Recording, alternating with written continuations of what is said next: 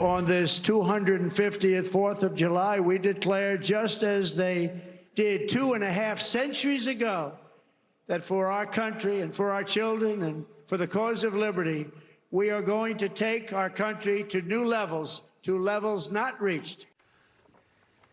It was America's 250th birthday, but this 4th of July weekend wasn't just about celebrating the past. It was about competing visions for our nation's future. Welcome to the Big Money Show. I'm Brian Brenberg, along with my co-host Taylor Riggs, Jerry Willis, Jackie DeAngelis, and with us for the hour, Fox Business contributor Lou Bassanese. Welcome all. Good to be here. All right, on one side, President Trump at Mount Rushmore, delivering an address on America's new golden age while warning of a familiar threat. As we approach this magnificent anniversary, we see our American identity under a renewed attack. A generation after we fought and won the Cold War against the menace of communism, there is now a resurgence of the communist menace in our land, including from newcomers to our country who embrace ideas totally opposed to our way of life and our great success. You can be a communist or you can be a patriot. You cannot be both. On the other side, New York City Mayor Zohran Mamdani, the face of the socialist wing of the Democrat Party, railing against capitalism from behind George Washington's desk. As we mark 250 years, what do we see? We see a city of contradictions within a nation of contradictions. We see the wealthiest country in the history of the world, one where children go to sleep hungry while the world's first trillionaire hungers for more. We see monopolies that dominate every industry and oligarchs who buy elections. Jerry, can I come your way first on this one? Yes, you may. I was sort of reading your reactions to the Mamdani clip there, and I think you might have something to say about this one. Woe is me. America is a terrible, terrible place. Am I right? I mean, that's what he's saying. Yeah. That's what he always says. And I couldn't disagree more. Look, wealthy country, people are wealthier than they've ever been. We have the cutting edge of technology here. People are producing, people are productive. It's a happy place as far as I'm concerned. I think this is appalling when people look for negative on the 4th of July of all days to come out and say things like, well, you know, everything's bad. I was just blown away by this. And by the way, he's sitting at the George Washington desk. What a tragedy that actually is, because he has nothing in common with George, who was the first president of our beloved country. I have more to say, but you should give it to somebody else for a while. I'm just going to blow up. Well, okay, we don't want any blow-ups. It was quite. We can talk about what Trump said. We can talk about Mamdani. It was quite negative. I guess I'm keying in on the Mamdani thing because the visual of this, Jackie, to me was just. I know what he's trying to do. Like, he's trying to say, we've got all these immigrants here, and here they are, and I'm sitting behind. The desk looks like it's the wrong way, number one. I don't even understand that. Shouldn't he be sitting on the other side of the desk? But number two, it's so gray and negative. And on this past weekend, I had a great weekend. Like, it was, and I think a lot of Americans did, actually. Yes. And this doesn't seem like the kind of thing Mamdani usually does, which is slick and appealing and whatever. I don't know. What do you think? Well, so here we are celebrating America's 250th birthday, and people are ecstatic in most parts of the country. I went to a party. There was a lot of patriotism. There were 250 hats and signs, and the excitement was palpable.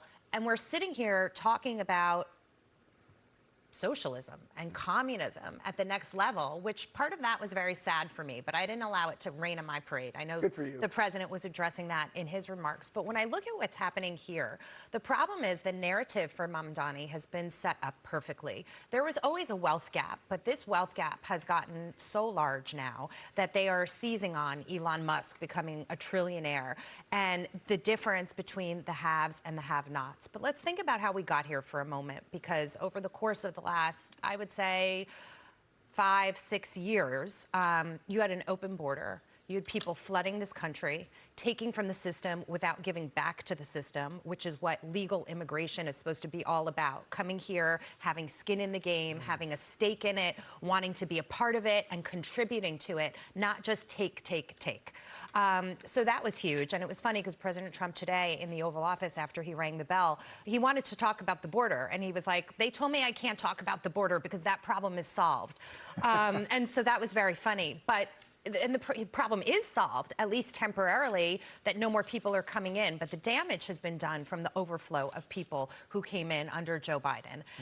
And so this wealth gap now intensified also by social media, where everyone can see the opulence. It's become visual. People are envious. We talk about that idea of envy when it comes to what is appealing to people about socialism and communism. You know, when I started here at Fox, it was 7 years ago, it was 2019. One of my first assignments was to do a series, 4-part series, explaining the differences between capitalism and socialism. I was a little surprised at that time by the assignment. It's definitely something to talk about, but it didn't feel that palpable to me then, although the seeds were being laid for it. And so when I think back on that reflection, to think that we're sitting here on the 250th birthday of this country and we're talking about it in a real way is mind-boggling. And he is seizing on that because the Democrats are smart, and now they're starting to win races because people feel like, you know what? If I can't have it, you can't have it either. Instead of the opposite, and what Trump was trying to do with these baby accounts today, talking about having people be invested and reaping from the system and understanding what it's all about. And that is where the disconnect is that people just feel like, you know what? If I can't have it, Elon Musk, you can't have it either. Let's tear the system down and let the chips fall where they may. But we've seen in other countries, when you let the chips fall where they may, life is not good for anybody. Right. The corrosive effects of envy in a society. And that's a great point. Taylor, you famously have many friends who like Mamdani. You seem to be good at making friends with socialists. So I kind of wonder, you know, we've got this. I'm in for this debate. I think this debate is important. I think every generation has to have the debate on the principles that govern our society. We're having it. I think Trump's excited to have it. Clearly, Mamdani is excited to have it. But I wonder, so how are your socialist friends resonating with this? Like, I don't know that anyone at a national level has really said, okay, let's have this fight. The way that, or at least for a generation is what I'm saying. So what are you hearing? Well, you know, I think so. A couple points. The hard part about having conversations like these is I want to have a conversation based on fact and figures. And I'll cite some facts later. But the other side wants to play into emotion. And Brian, you talk a lot about when you're emotive, it's really hard to have a debate because they just want to throw, you know, tears in your face and life's unfair. And that's totally disconnected from reality of like, well, let's show me the facts and let's have an economic debate. So I've struggled with many of my friendships where they've said, for the sake of our friendship, I'm not going to talk about this with you. And I'm thinking like, I am willing to have the debate. We can agree to disagree. We can talk about it, but they're not willing to go there. And I think it's because it's so emotional that they tie me up with, they can't remove me from their anger. So when they're angry about capitalism, then they're mad at you. Like, I can't be friends with you because you're a Trump voter. Like, things like that, because there's so much emotion and hatred behind there. But here are the facts. We had 1,200 new millionaires a day last year, thanks to capitalism and the stock market. The U.S. now has 24 million millionaires. China has 5. Western Europe isn't even on the list. Germany has like 2.5 million. So we are minting millionaires because of capitalism. But those are the facts that the left doesn't want to talk about because it doesn't fit the narrative. Even better, there was another study that said the average wealth per adult in the U.S. is right now just about $700,000. That's double the figure for Western Europe.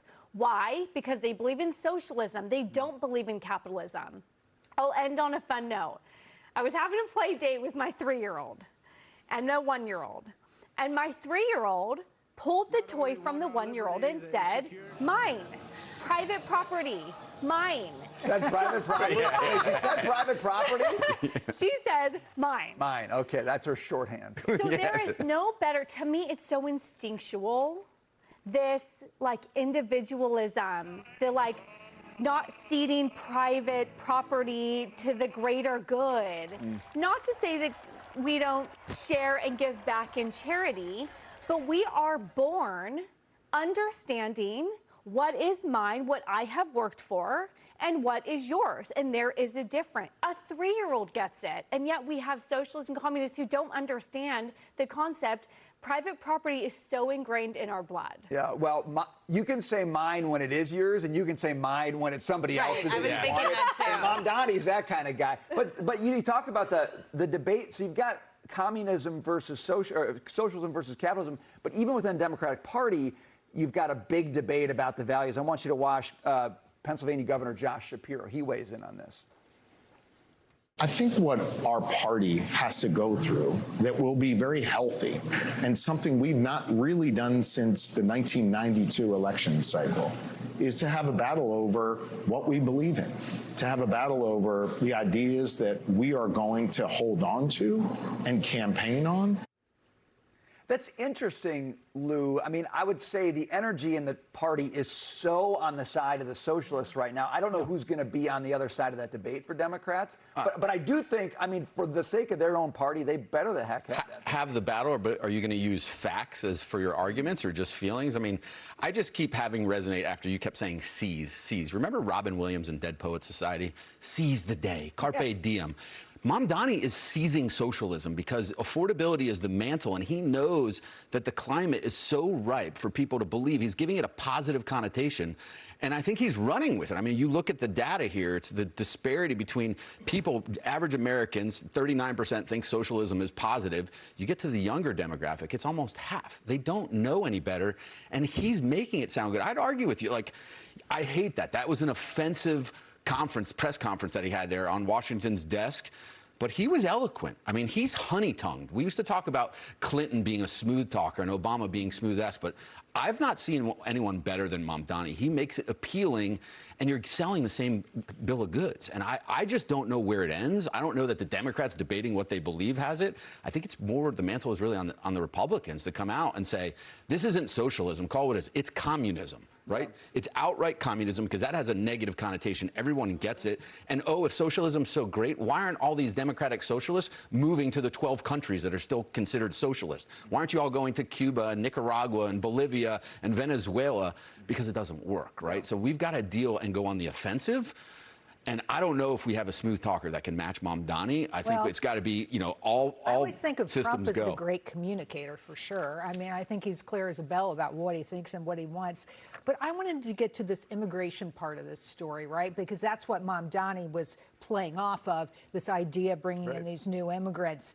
And he says this, which is, I was shocked. He says these immigrants could not see the nativism they would face, the jobs they would be refused, the landlords who would not rent to them, the abject labor and living conditions they would withstand.